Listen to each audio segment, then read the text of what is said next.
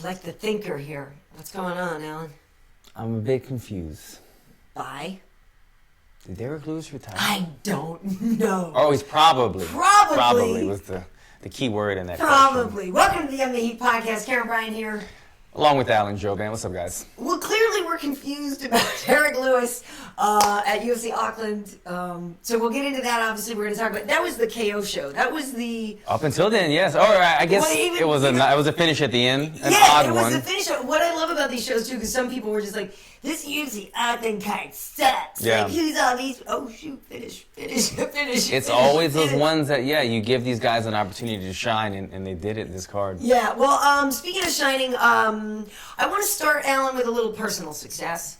And that is that I won yet another tennis match on Saturday. Can we just cut this part out? I mean, no, you guys can see her. I had to flex again. She's been telling me this story the whole preparation time. We're supposed to be studying UFC Auckland. She's telling me about how good she is, how she's going to the playoffs. I can't play. But she can't play now. She's got to make that money. She's got to pay them bills. I do. Actually, look at me. I'm already giving it away, apparently. I'm not even trying to make it myself. Do you go like this? Spend You're it trying and to make it? Make it again.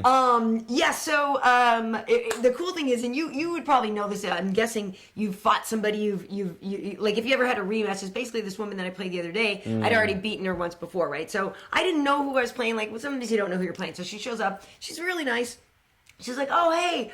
Oh, hey. And I was like, oh, and she said, yeah. You guys didn't know who you were facing yeah, if you got there. And so then she kind of was like, already conceded the loss to me, which was sort of funny. And I was like, yeah. But I said to her, I was like, oh, well, it's a different day. You never know. Because I always think about you guys, like, on any given day, you know what I mean? Like, you just don't know. I mean, I really know. But I was like, yeah, you never know. So I beat her 6-0, 6-2. Last time I beat her 6-4, 6-2 or something like that. So I kicked her ass even harder this time. Man. Which was fun. It's funny how you take... I mean, you're already a pretty competitive person. I think we know that. But it's funny how you take, like, what you do for a living. You know, you're aware, you see all these people doing the mind games and the mental warfare that happens in the fight game, and you bring that into friendly tennis matches, and you destroy I really these think housewives. I have a mental edge over a lot of these people. It's true. I absolutely believe I do. They probably don't even realize that when they give stuff away mentally or body language wise, that you're picking up on these things. Yeah, so. absolutely. And plus, you wanted her in the stare down. No, you wanted her. But Alan, unfortunately, you have bad news. Oh well, thanks a lot. Look how we. You got a boo-boo. That was a great transition. What happened to your foot? What happened to your foot? Let me show you guys with my rubber guard. Oh my God. Look at this. Oh, wow. So. Yeah, fractured foot, unfortunately. If this was my foot, it's pretty much the outside, what do you call that bone? The metatarsal? Metatarsal. Fractured metatarsal, something like that.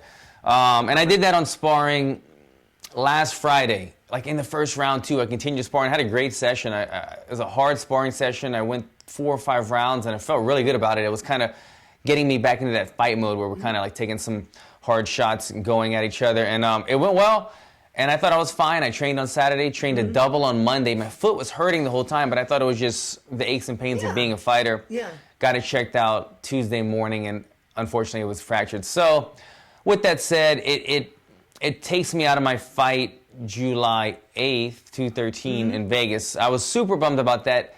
The only upside to this whole thing is that it's only 2 weeks in a boot. So 2 weeks in a boot is not that bad when you look at all the possibilities of injuries. I don't have to have surgery. I don't have to I'm not on crutches, all these things. So I'm hoping it's 2 weeks and then I could just pick up right where I left off rather than 2 weeks in a boot and then 2 or 3 more weeks of kind of transitioning back into being a high performance, type athlete. So we're gonna see from there, but right now I'm thinking 2-week delay. Well, I want to congratulate you on powering through last week's podcast then, because that was actually with a fractured foot when we did, because you had already trained at Black House and then we did the podcast and then we shot that little comedy thing. I know. Yeah.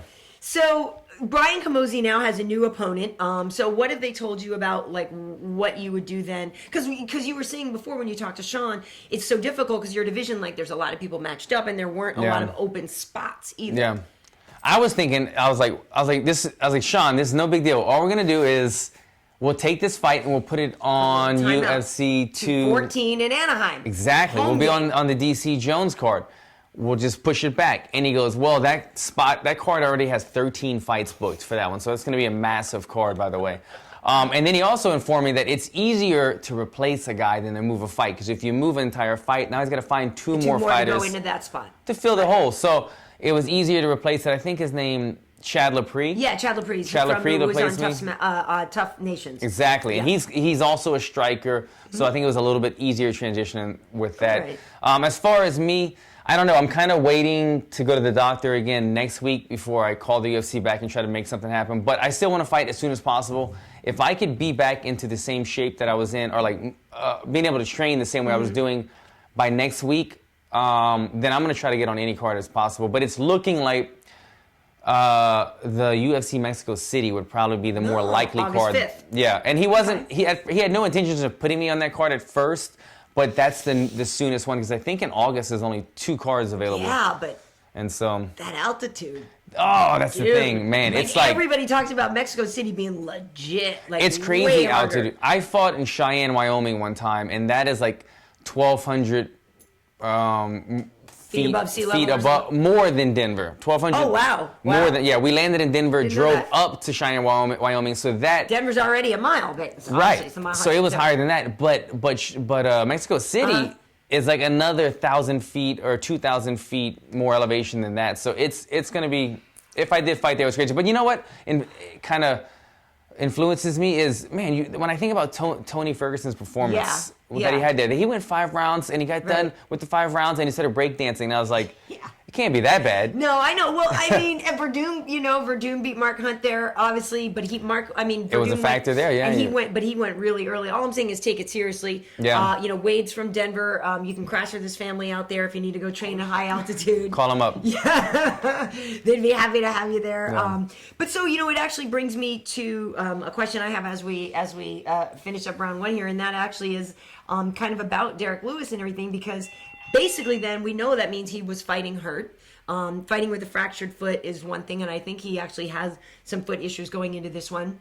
Last time, even though he made a joke about saying he needed to go boom boom, I think the real story is that he broken rib, before that fight. So how do you guys know when it's an injury I can sort of lie about and get past the medicals, and when is it one that I really need to not fight? Well, I think it's a couple of things that factor into that. It's like, if you're hurt but the bone is not broken, or you have a sprain but the ligament's not torn, that's kind of that weighing factor. But the other thing is financially, money. Right. If I'm somewhere in the card fighting my fight against Brian Camozzi, I didn't care who I fought. I don't care where he's ranked. I just want to get back in there. I want to fight. I want to get back in the win column. So they gave me that fight. My foot was fractured. I'm not going to jeopardize my career, hurting my, not allowing a bone to heal properly, and then I'm walking with a limp the rest of my life for a mediocre payday. Right. Derrick Lewis, on the other hand, main eventing a big card. I was told that he actually threw out some random number to the UFC in terms of a payday, and they responded yes, and that's why he took the fight, because he didn't want to fight in Auckland initially, but they although online his payday is not reflecting that. His payday is reflecting like 40 or 50 But you grand. guys get stuff after in the back room, stuff that's not necessarily disclosed on your fighter salary, whatever. So I'm assuming that was a part of the influence on it. He said he threw out a crazy number. The UFC met it, so he's thinking, you know what? I got a big wedding coming up. Yeah. But she's going to want a lot of flowers, Karyn. Yeah, absolutely. But he asked for Mark Hunt, though. So that's why, I mean, you got to be careful. Like, what story is what? Because he specifically, supposedly asked. I'm confused about the whole thing. So it's I like want if Mark I Hunt. asked to make, maybe he just didn't want it to be in Mark's hometown. Maybe he didn't realize the timeline of Auckland coming up in the future. Well, or people are like, maybe he thought they said Oakland. Oh, he thought he was going to Oaktown. Yeah. He did done great out there. Yeah. So, it's funny because when everybody was talking about this fight, I'm sure in your head too, you kind of thought, oh, there's no way this thing is going deep because both these guys are knockout guys. They ended up getting fight of the night. Derrick Lewis ends up saying it was probably his last fight. My question is, has he been saying this all along? Like, hey, as soon as I lose, I'm going to retire. And then he goes on a 6-fight win streak. And then he just, starts breaking records. Which is wild to me. I hope he's not really retiring because he's such a fun personality to watch. And it seems like too early. And it seems like, especially in that division, you can make a good payday. You can win, there's winnable fights there at heavyweight. Yeah. So I'd be very surprised if this thing really sticks. I hope it doesn't. I hope not too. I think he's just kind of an emotional guy. You know, he throws. I think he's the guy that's kind of covering up that he's kind of he's a softie at heart. You know what I mean? He throws this comedy out there. He jokes about everything to kind of cover it up and make people laugh. But it showed, man, like, he's a guy that not only does he not really hide, or maybe he's covering up some of his true emotions, but he doesn't do a very good job of covering up his body language. I mean, in the fight. In the fight, I mean, like, you're supposed to have a poker face in the fight, and Derrick Lewis is one guy that he just does not care. If he has a cramp, he's holding that spot. If his leg is hurt, he's rubbing it. You know, like if he's tired, his hands are on his hips. He does not care at all. He just kind of shows exactly what's wrong and lets guys target it. I hope that he's not going to retire. I mean, it doesn't make any sense. He's ranked number 6, or he might drop 1 or 2 spots after this. But a 6-fight win streak, and he just got probably one of the big. Well, he lost, so I don't know if he got it doubled, but a bigger payday than he's used to getting. Get married, take some time off. You're going to get that fire back in a couple of months, and he's going to come back in. I don't see this as a legitimate retirement. I think he just was a bit emotional at the time, and you know, the aches and pains every day. It does add up after a while, but I think he was emotional. Yeah, and what's interesting too is I believe beforehand he used to be a AAA tow truck driver. Yes, that's true. So which I could totally see. Like, you could totally see the Black Beast getting out of the truck and right, you need some and help, a romper. brother. Yeah, a romper. Yo, my man, you need some help with your ride.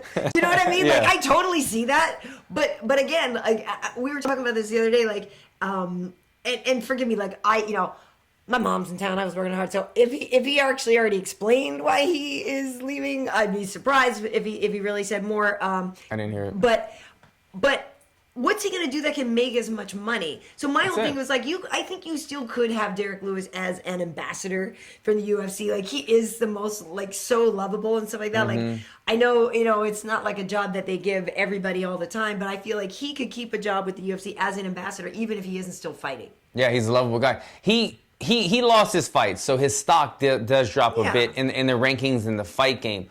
But when you look at his overall stock as his followers, I mean, the guy just hit over 100,000 followers on Instagram, and people love his social media. They love doing interviews with him because he's all the antics. He's on a 6-fight win streak with his first loss in 6 fights. He's making all the money. He's still right there, man. He's still, and it's the heavyweight division, Karyn. Yes. You lose one fight, boom. You go back out, knock the next guy out. You're right back you're right back into it. It's not a big deal for him. You just need to take some time off and go enjoy the vacation with his wife. Take some time off, and in the meantime, because it's funny because we were all thinking, if anybody's going to retire tonight, it's going to be Mark Hunt. Yeah. And then he said, if this had been my last one at school, like, he actually, afterwards was saying, if this had been it, but, I think he'll still continue on. He's 43. He's the oldest guy on the roster, but obviously he's still effective. But the thing that is tricky is that, there's other people that he could fight. But right now, everybody's talking about Francis Ngannou. And he's, moved to the States, and he's training, I believe, mostly he's set up out in Vegas right now. But Francis Ngannou is already talented, but he's still got, he's like this big thing of raw material. Like, I feel like Francis is going to be freaking scary in about a year and a half. Yeah. Do you know what I mean? Coming here, and he seems to be, since he learned that Kimura backstage, like, he seems to be a guy that just sucks that information in, and just like, you look at him, he's a physical specimen. The guy, like, you feel like he could probably learn things very quickly, and obviously the way that he's built and the power that he has is going to be like, I don't know, he's a future champ. I don't see how he's not. I agree. I think he will be a future champ one day. If you're going to fight Francis, fight him now, because he's only getting better, getting more seasoned every single day. Mark Hunt, on the other hand, or not on the other hand, but Mark Hunt making big paydays. He got paid over $800,000. I think the total box office for this whole event was $800,000. So pretty much every ticket sold to this event went to pay Mark Hunt. He deserves it. He puts the asses in the seats. That's it, man. He puts butts in the seats, and he, this puts butts on the canvas too. He knocks people out. That's what I was gonna say. This was kind of an anticlimactic type, a weird finish, the way he kind of, and I don't even want to say this because I'm a fan of Derrick Lewis, but one of his biggest attributes is Derrick prides himself on having a big heart, having a lot of heart. And I think that was something that he found in himself in the previous fight against Travis Brown. Yeah. He took that liver kick or that body shot. Body shots are the worst. And he hung in there. He got through it. He got the finish, and he realized something in himself. You know what? I've never been in that kind of danger, that deep water, and I survived it. I do have that heart. And he was almost inspired by himself, which happens a lot in the fight game. You learn things about yourself, and you almost inspire yourself to do more. Yeah. He went into this fight riding that high. And I gotta say it, he gave up. He gave up in the fight. And we don't know what was going on. Obviously, he looked like he was in a tremendous amount of pain. Yeah. His cardio burn was at a red 10. It was topping out. You could tell he wasn't hiding at all. He was exhausted. His body was hurting. But nonetheless, he gave the referee what he needed to take him out of there, which is saying, I'm not defending myself anymore. He gave the referee that window. He looked like, he almost ready to tap the strikes. Well, that's the other thing that we do have to take into account is those are sledgehammers coming from Mark Hunt. Absolutely. And at the end, I did think there was a couple that maybe landed in the back of the head a little bit, but that elbow was kind of weird too. Yeah. But that's like a nuclear assault coming at you. Right he took some big shots. Like, you're ready to go. You're ready to go. That one right hand that Hunt landed, like 20 seconds before the fight was stopped, that would have put most men unconscious. Yes. Derrick hung in there, but you could kind of see he was like, okay, I almost felt like he was too prideful to tap, so he's like, let me give the referee some fuel to stop this thing to get me out of here. I hate to see it. Because, it's tough. You don't know what he was going through, what kind of pain he was in at the time, but you want to see a guy like that, die on a shield, just like going to war. But and I kept thinking that Mark was going to land one of those uppercuts too. I thought he was going to get like the Roy Nelson uppercut for the finish. And that's his setup. Mark Hunt, he hurts guys with the straight, he hurts guys with the overhand, and then when they start crouching down to protect themselves from that's when he slides in an uppercut. Yeah, he didn't even need to do it. No, he didn't need to do it. But Mark Hunt, such a good dude. We talked to him afterwards at Fox. We did an interview with him, and he's so funny because he's so deadpan.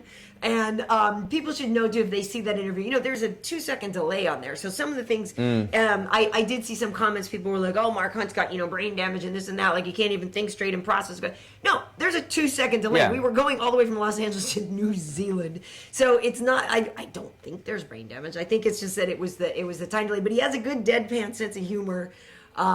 He just says it straight. Yeah. He's just straight on with everything, man. He doesn't feed off of other people's. If somebody's like trying to answer a question and kind of giggling, he doesn't giggle back. If it's not funny, he doesn't laugh. You know what I mean? hit you, man. I hit you. I get you, and you don't. He doesn't care. He gives you nothing. He's the same. Boom. How about Mark Hunt's son though? Mini-Me. Oh my God! He brought 2 sons in, and the one son I was like, okay, that doesn't even look like Mark, but the little one, I was like, holy crap! Little one looks exactly like Mark Hunt. If he dyed his hair blonde, he could put some MMA gloves on him. Look, he's yoked. They need to do a little photo shoot together. I know. They look so cute together. Really, really cool. But I'm happy for Mark Hunt. And again, we hope that Derrick Lewis doesn't stay retired. Yeah, man. It's funny because somebody that, and people could probably do the math on this, somebody told me that I worked with a couple weeks ago was saying that Anthony Rumble Johnson is probably not really going to stay retired. Like, it's funny because some of these guys, maybe they're burnt out, maybe this for a little while, but like he was already saying, he's like, I wouldn't be surprised if Rumble comes back in the year and comes back as a heavyweight. And I believe which would be a badass. Rumble Johnson back as a heavyweight. He's had success. He knocked out and broke on Andreas Losky's jaw as heavyweight. I think I saw one of his tweets recently where Johnson, might have been yesterday, he's saying that like something about getting the fire back or whatever. Well, when he was watching Gustafsson fight, and he was like, let me show them how to really throw an uppercut. Yeah, he's kind of putting those hints out there. Left. Yeah. Which I like. So I hope we get that kind of situation with Derrick Lewis. You bring up a good point. A little side note here before we get to some of the other fights.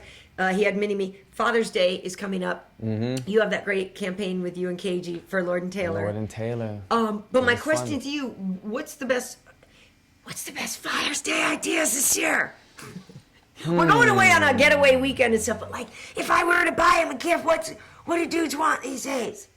Asking for a friend. Knowing Wade, I mean, if you got this guy anything to like, any type of electronic gift card. Yeah, we tried to get drones before, and I'm like, dude, I can't pick the drone. You need to pick the drone. Yeah. And so he still hasn't picked the drone. I gave him the drone like ages ago. Like, Nguyen gave him the drone because I can't go pick the drone. He's a tech guy. Get him some gadgets. Get him one of those fidgeter things. Fidget spinner. We have a couple around. You have those already? Of course. I could cap out at like a $7 gift. That's good enough. Since we're going away for the weekend. We're going away for like 3 days. You give it to him at dinner. You treat him to dinner and you say, here's a small present, dinner with the big present, and you're good. Or a wallet. I got a nice wallet. I got him a wallet recently. The last time we were actually going up to hang out around Lake Arrowhead and stuff. And the last time we were there, we got a new wallet up there. There were some outlet stores. Yeah. 2 for 2. A nice wallet, because like I'll never buy myself a name. I always had a Yeah, you cheap got a wallet. nice, it was Finally, a my Coach wife got one, me a I guess. nice It's a one. nice Coach one. There you go. Yeah. Wow. Well, So you're was she done, telling man. Nicole to go buy No you more. a nice wallet?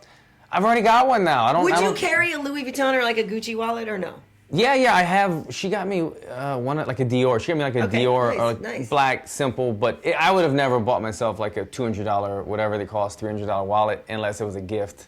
I don't know. You don't get out much, do you?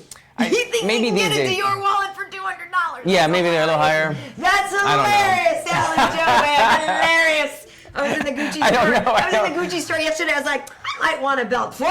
I don't think I'm not I have making no that Connie idea what Mac they money. cost. I don't have the Connie Mac money, and I couldn't buy myself a $480 belt. It was gorgeous. I am gonna buy myself my '56 F100 Ford pimped out truck in the near future. It's Sweet. coming, but Okay. yeah, it's $300, $400, $500 wallet. I don't know if I can do that. Oh, I can do it. I have it because the wallets cost more too because there's more handiwork in it. It's more work. Oh, more but so detailed I still have it. I have a nice Gucci wallet that Wade gave me when our daughter was being born. Mm-hmm. Some people call it a push present. I think that's kind of a rude name. So he gave it to you while you were pushing. yeah. Exactly. What's in the box, Karyn? What's in the box? Just give me a can do couple it. of more You can good do it. pushes. You can do it. Like a carrot at a horse track. Yeah. I said, ooh, Gucci, and then bam, she was out. That's so foul. Actually, the funny thing is, you know how competitive I am. This is maybe more personal than you guys need to know. But even when I was in the delivery room, I was like, I am going to be the best goddamn deliverer ever. And I did. I did it like, Yeah. I was like in friggin' fight mode when I was in there. I was Poor like, nurses. "Ah, let's do this.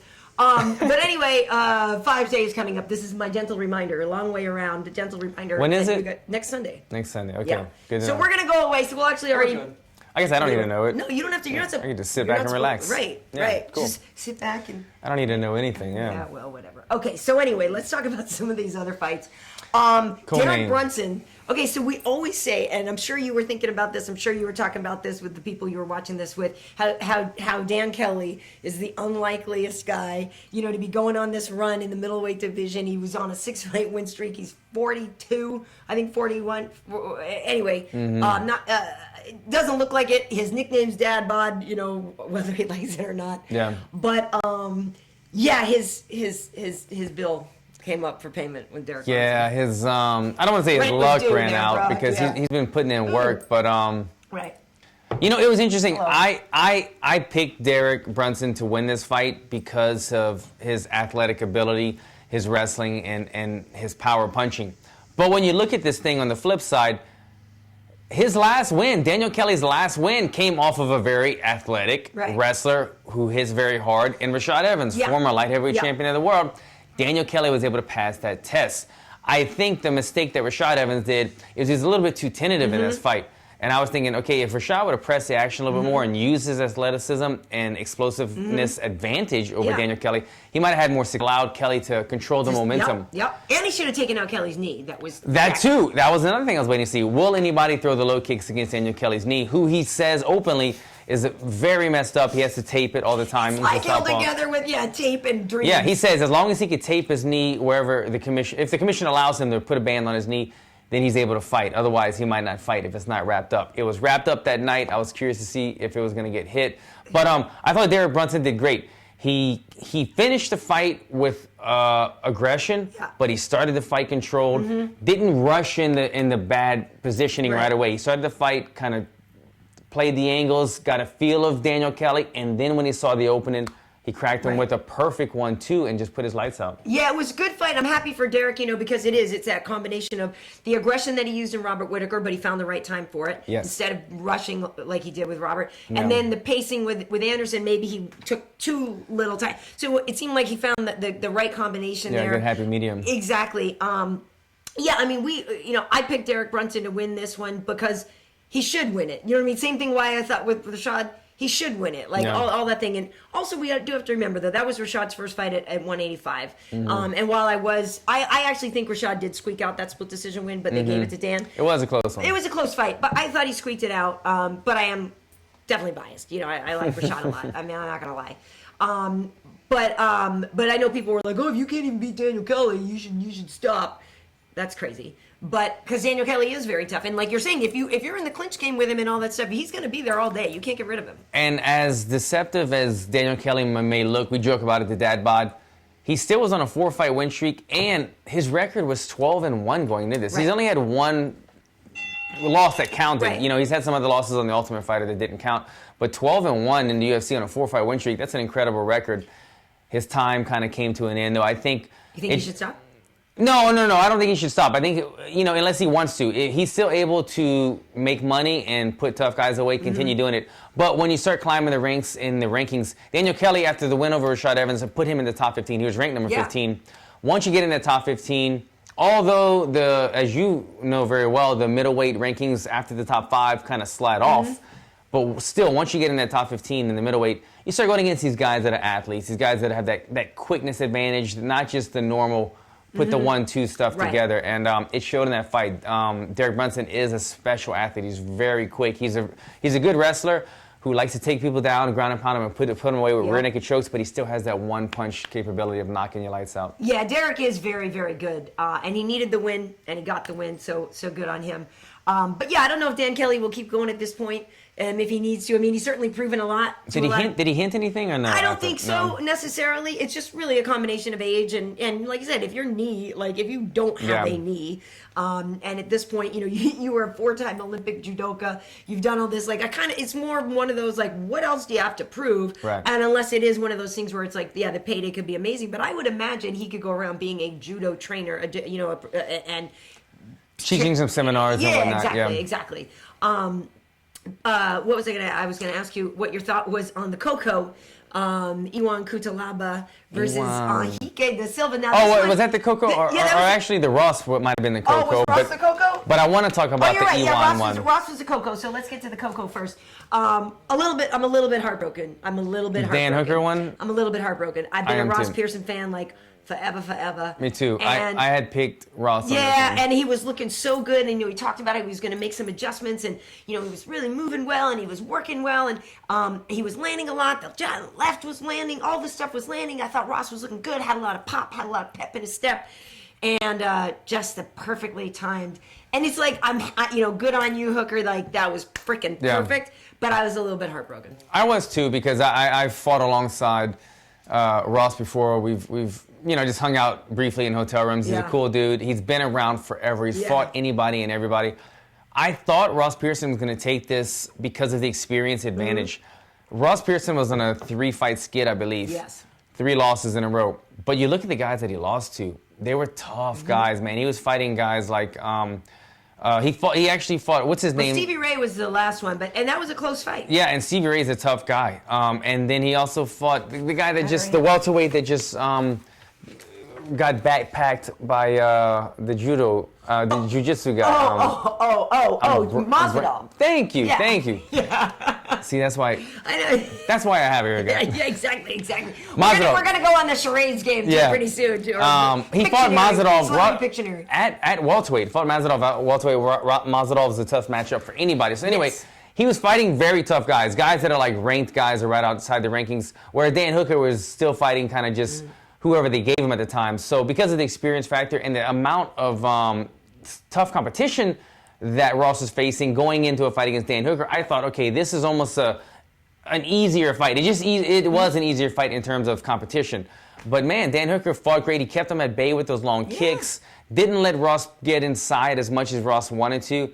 And then it was just a perfectly timed knee, man. It was a highlight reel type knockout. And I'm thankful they gave him that bonus in his hometown with that beautiful knockout.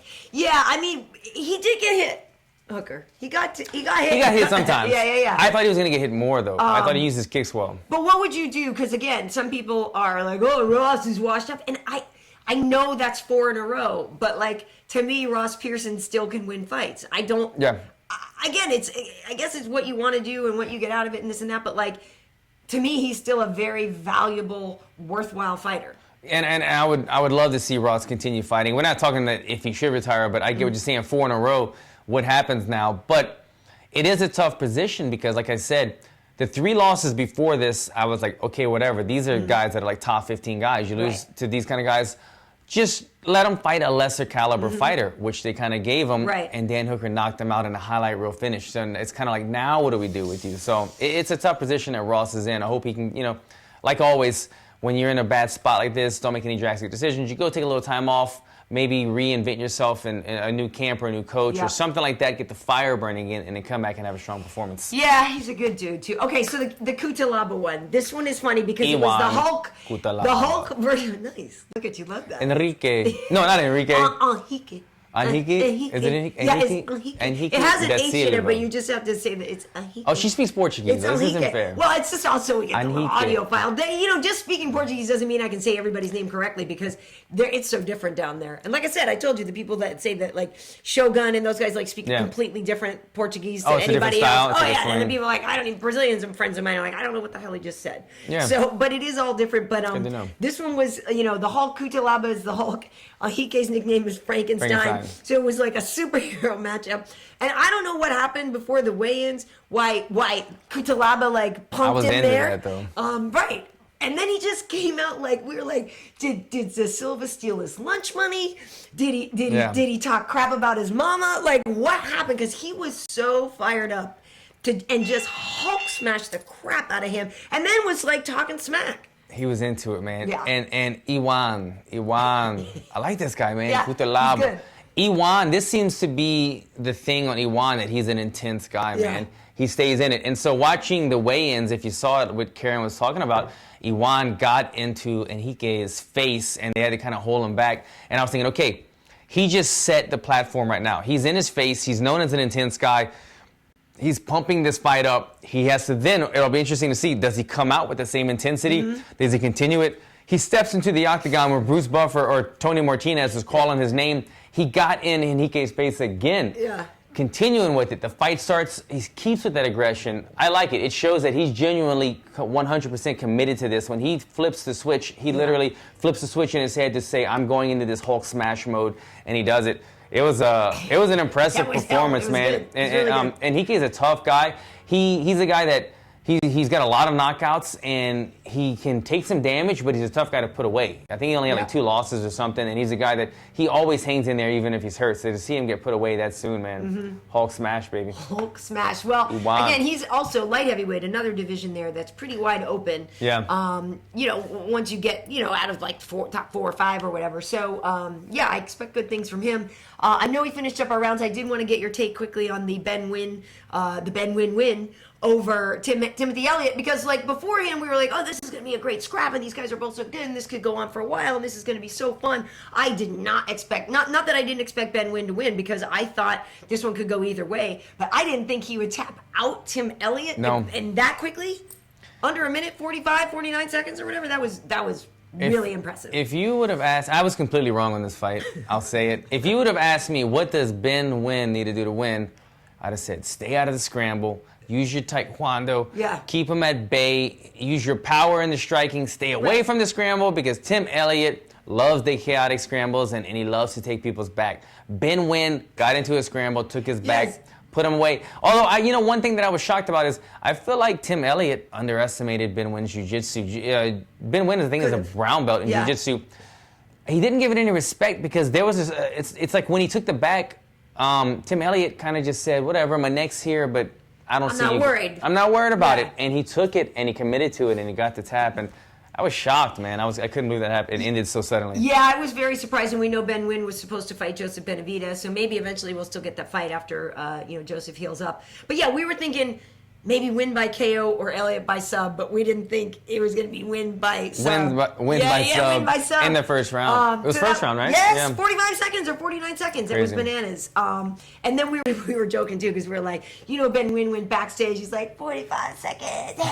And then Cutelaba goes out and he's like, mother crapper, because he just got him even faster. But Cutelaba didn't get a bonus. But Ben Nguyen did. Right. It was a tough one. I was telling Karyn earlier, I thought this should have been one of those cards. I don't think she agreed with me.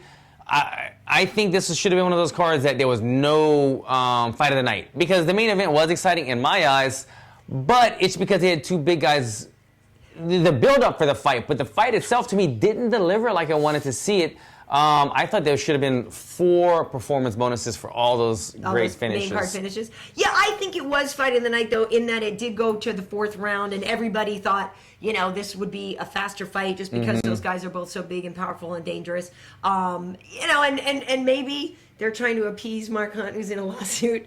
Maybe they just want. I need that picture that picture going around on Instagram. Yeah. The one, looks like kind of like Eddie Murphy or something. Right. He's in that. Yeah, that one. And that's my favorite. My favorite meme is the that guy. I mean, my favorite emoji. There. Yeah. Do we have any questions that we need to get answered before we?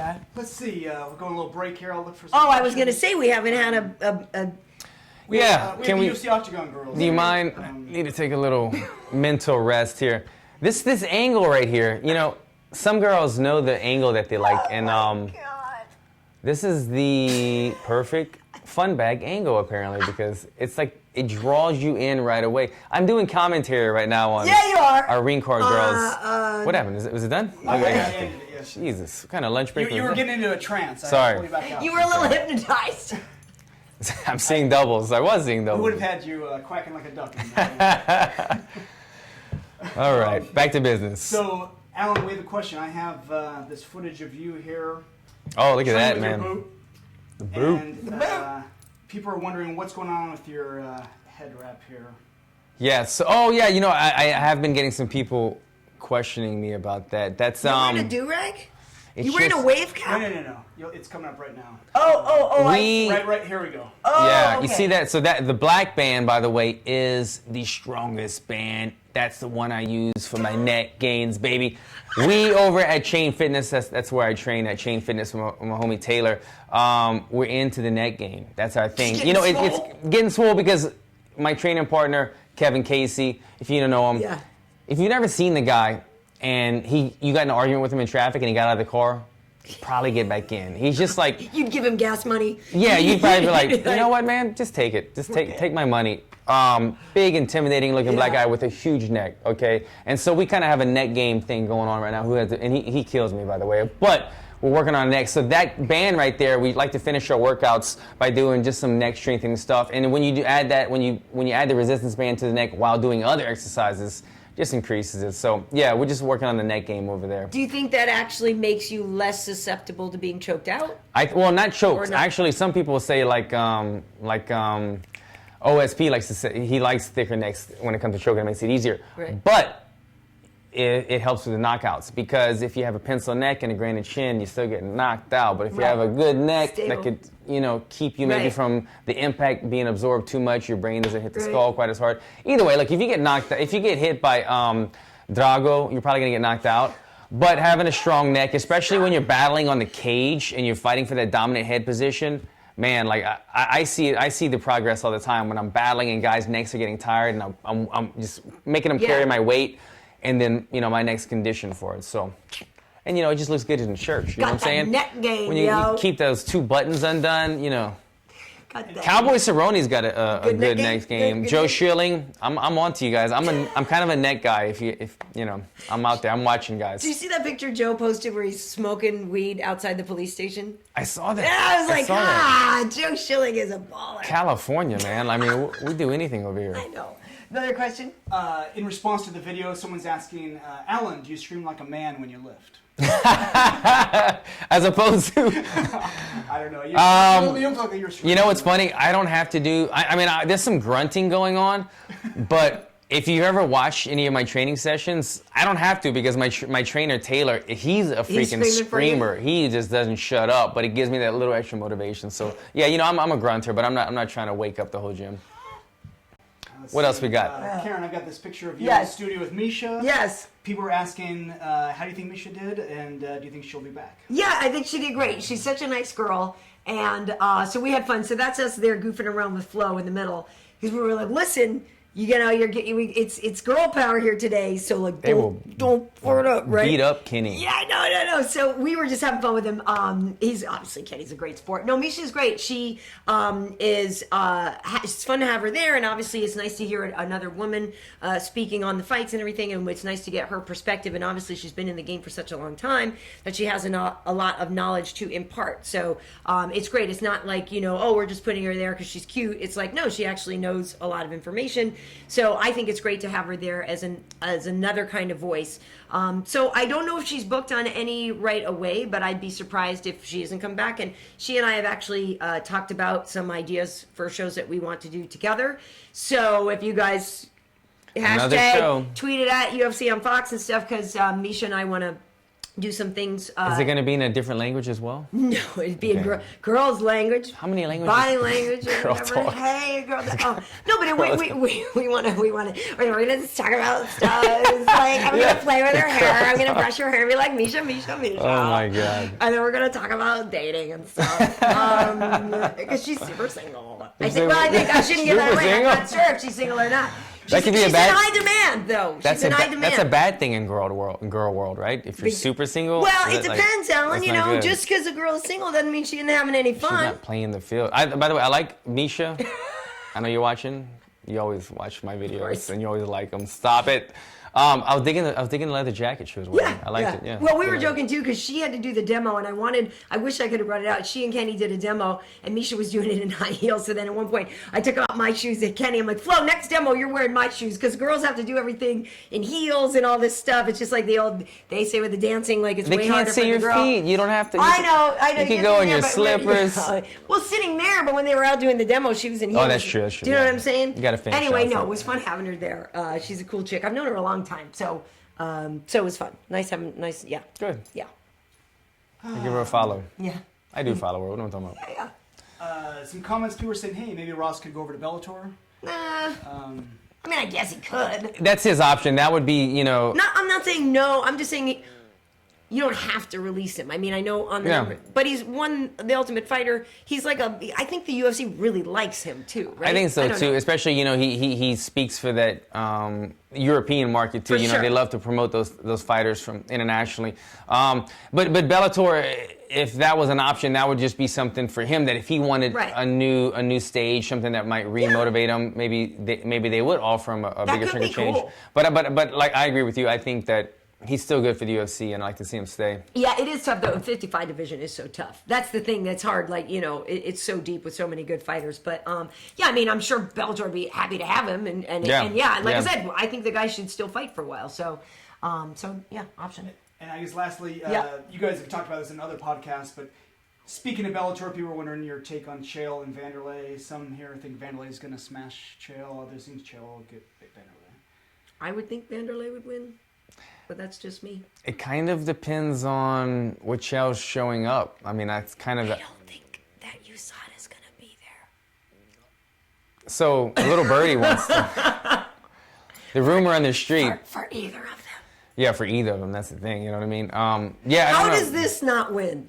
I know, but. Also, I mean, listen. I think the takedown is the Chael's takedowns could get him to win. They're very good. But I mean, if he can do it early and do what he did to Shogun that time where he choked him out early before they got slippery and you know what I mean, before they had time to get to pop out of it. And I don't think Wanderlei's ever been a guy that's been submitted, so I don't know if that's happening anytime soon. But if he does get some takedowns and Chael shows that he wants to be in there, all 5 rounds, however many rounds they're fighting, even when Wanderlei pops up and tries to take his head off, then I don't know. But if I had to put money on it, you're going Wanderlei? I would say Wanderlei. I'm going to go Wanderlei. We'll see. I got to see Chael's... If the fight happens. He didn't make it to the press conference. Vandy was supposed to come for a press conference I got to see Chael's his biceps. If his biceps are bulging... Yeah, I think it could be Chael by submission or Vandy by KO. I don't think Vandy's ever been submitted. Right, but I'm saying I think Chael's best way to win. Yeah, I know. Do you know what I mean? Or I think... I'll go Chael by decision... Vandy by knockout. All right. There you go. That's it. That's just our extremely professional and knowledgeable opinions, but what do we know? Exactly. All right, so Alan, where can people find you on social media? Social media. Well, you can find me at Alan Jouban. That's my name, and that's my social media handle. Nice.